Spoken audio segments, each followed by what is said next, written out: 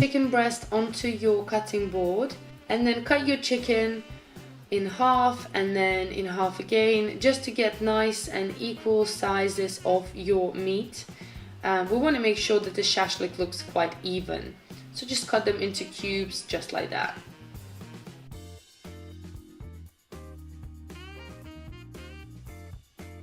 Then take all your chicken and place into a large bowl.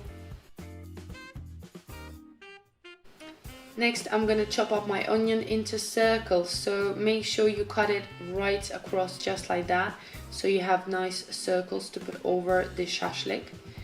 And we're going to then add these onions into our chicken. We want to marinate everything together to get that flavor. Then add your salt, pepper, paprika, turmeric, and sour cream. Then I'm using some chicken spices. Again, it's a mixture of majority of what I've added in, but feel free to leave that out. And lastly, we're going to add some soy sauce.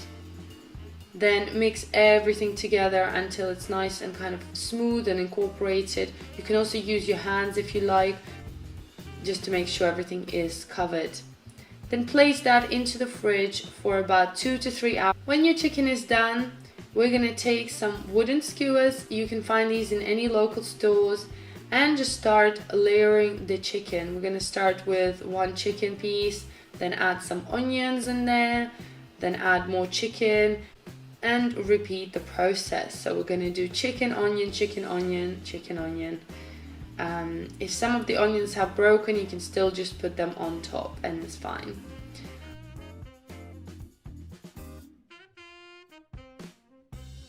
I'm using actually a stand from my microwave to cook the chicken. So gently place your chicken shashlik on top.